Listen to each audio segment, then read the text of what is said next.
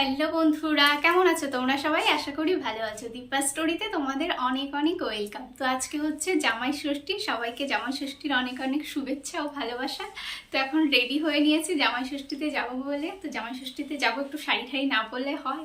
তো এই শাড়িটা পরেছি, সুতির শাড়িটা যা পর মানে গরম, আর অন্য শাড়ি পরতে ইচ্ছা করছে না। তো কেমন লাগছে কমেন্ট করে একটু জানিও। দাও, এদিকে তোমাদের দাদা ভাইও রেডি হয়ে নিয়েছে গরমের মধ্যে স্যান্ডো গেঞ্জি। তো চলো পরে আসছি আবার তোমাদের সামনে। তো বন্ধুরা এখন রেডি হচ্ছি জামাই ষষ্ঠীতে যাব বলে। তো আজকে শাড়িটা পরেছি, অনেক দিন ধরে শাড়িটা রয়েছে, 3-4 বছর আগে মা দিয়েছিল, তো পরাই হয় না। তো ঘরে বসে থাকতে থাকতে দেখি কি ছাতকুড়ো পড়ে গেছে শাড়িটায়। তা আগের দিনকে ধুয়ে দিয়েছি, ধুয়ে তো ভাবছি চলো আজকে একদিন পরাই যাক। আর যা গরম পড়েছে, গরমের মধ্যে সুতির শাড়ি বেশ ভালো। তো অনেক দিন পরে পরা হলো। তো কেমন লাগছে শাড়িটা অবশ্যই কমেন্ট করে জানিও। হলুদ লাল শাড়ি আর হলুদ ব্লাউজের সাথে পরেছি। যাই হোক, দুগ্গা দুগ্গা করে বেরিয়েই পড়লাম তোমাদের দাদা ভাই আর আমি মিলে। এত পরিমাণে রাস্তায় রোদ, কি বলবো, মানে নাজেহাল অবস্থা।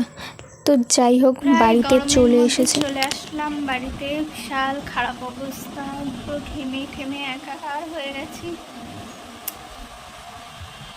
তো আসার সময় মিষ্টি নিয়ে এসেছিলাম, তো রসগোল্লা এনেছিলাম, আর হচ্ছে তোমার কালাকাঁদ, আর হচ্ছে দই, আর মার জন্য একটা শাড়ি নিয়ে এসেছিলাম।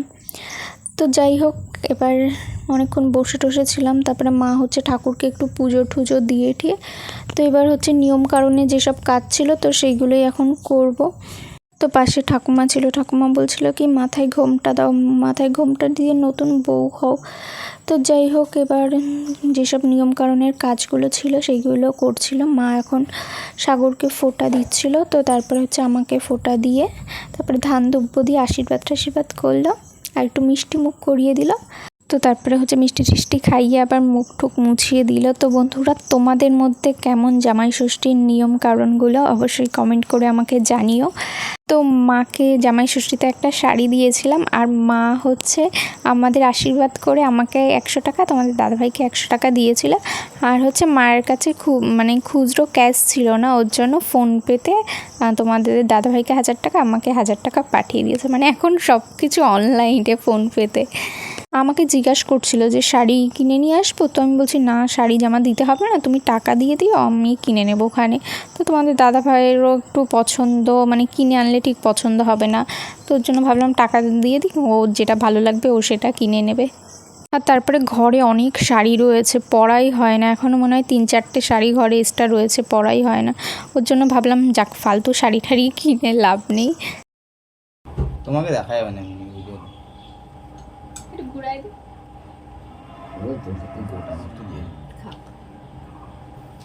একটা দেবো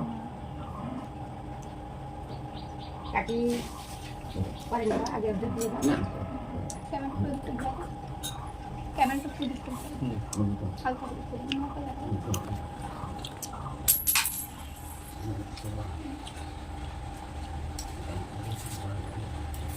মা তাকাও, মা তাকাও ক্যামেরার দিকে।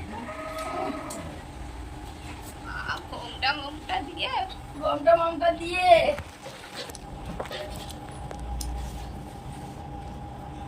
বাবা আমার মুছে দিচ্ছে।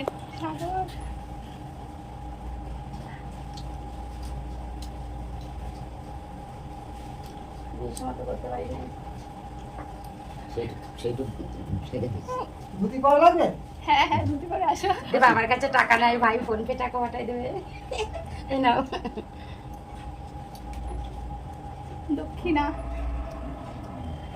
ভাই তুলতে যাই।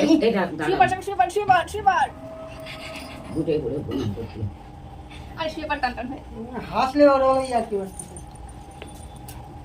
ওরা টের কি মারে এখন, মানে না দাও।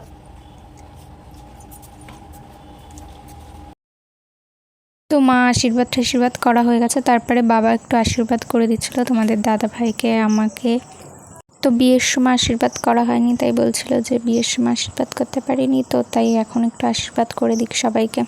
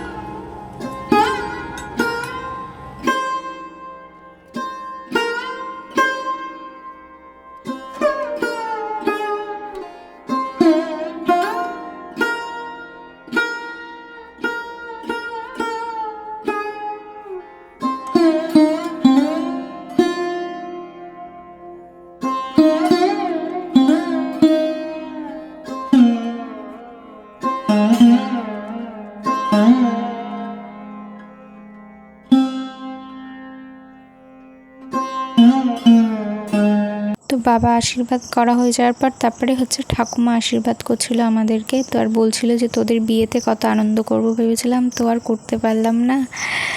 তো এখন আশীর্বাদ করি তোদের দুজনকে।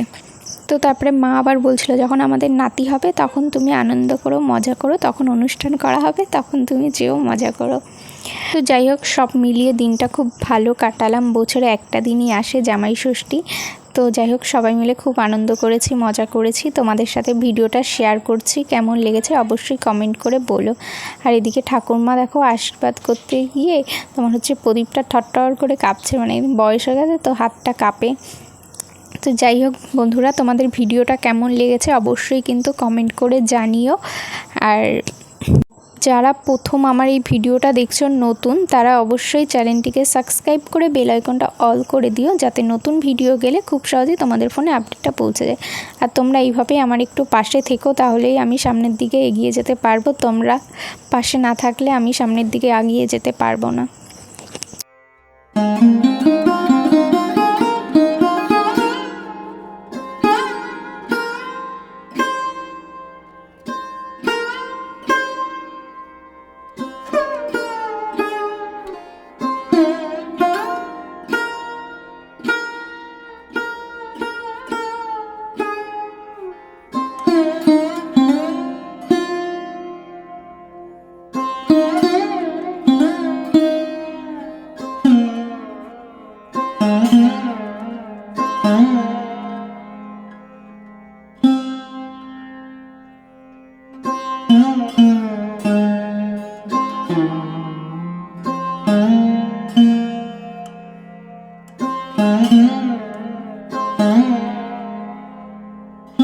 তো বন্ধুরা, জামাই ষষ্ঠীর সব নিয়মকানুন ঠারণ হয়ে গেছে, সবাই আশীর্বাদ করে ফেলেছে।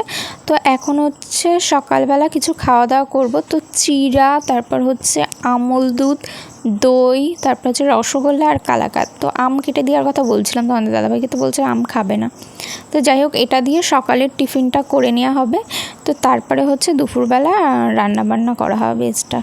এদিকে দেখি মাও আলাদা করে দই নিয়ে এসেছে, আমিও আলাদা করে আবার দই নিয়ে এসেছিলাম। তো যাই হোক, আর ভিডিও শ্যুট করা হয়নি। আর এটা হচ্ছে দুপুরের ভিডিও।